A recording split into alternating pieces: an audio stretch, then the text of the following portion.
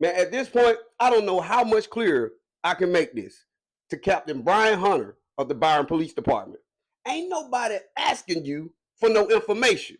I submitted a Georgia Open Records request, a written request, specific records, 11 different categories, so respond to the damn request.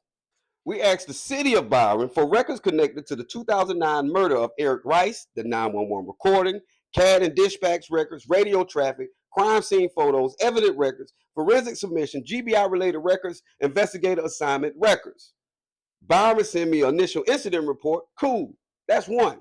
Then Captain Bryan Hunter responded and says, because this case is still open, I'm unable to release any further information. Information? Who asked you for information? I didn't ask you who killed Eric Rice. I didn't ask you who were the suspects. I didn't ask you who were the witnesses. I didn't ask you to tell me a damn thing about the investigation theory. I asked for records. So I wrote them back and made it crystal clear. I told them if these records exist and you're withholding them on the pending investigation exemption, process the request accordingly.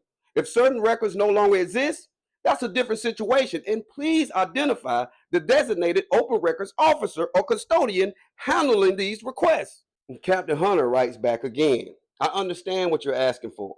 And because this still is an open case, we are not able to share any other information. Information? So I write back again, Captain, I am not requesting investigative information.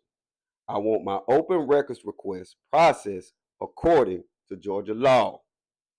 And what comes back this morning? This is still an open case.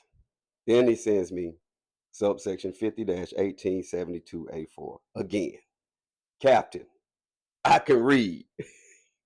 I know what the pending investigation exemption says. In fact, I acknowledge the exemption in my original request. I'm not arguing with you about whether Georgia law allows certain investigative records to be withheld while a case remains pending. That's not my damn question, bro. I requested specific records. And their own incident report says a woman called 911 after Eric was discovered. So what happened to that record? Does the 911 recording still exist 17 years later? I'm not asking you what's on it. I'm asking you for the record. If you have it and your legal position is that it exempt, then apply your exemption to the requested record. If it doesn't exist anymore, that's an entirely different issue. Same thing with your CAD, same thing with radio traffic, same thing with crime scene photos, same thing with evidence records and forensic submissions. Because here's what the Georgia law actually says. This whole section, it says all public records shall be open for personal inspection and copying, except those which by court order of this state or by law are specifically exempt from disclosure. Records shall be maintained by agencies to the extent and in the manner required by Article 5 in this chapter. Agencies shall produce for inspection all records responsive to a request within a reasonable amount of time and not to exceed 3 business days of the receipt of a request. Provided, however, that nothing in this chapter shall require agencies to produce records in response to a request if such records did not exist at the time of the request, right?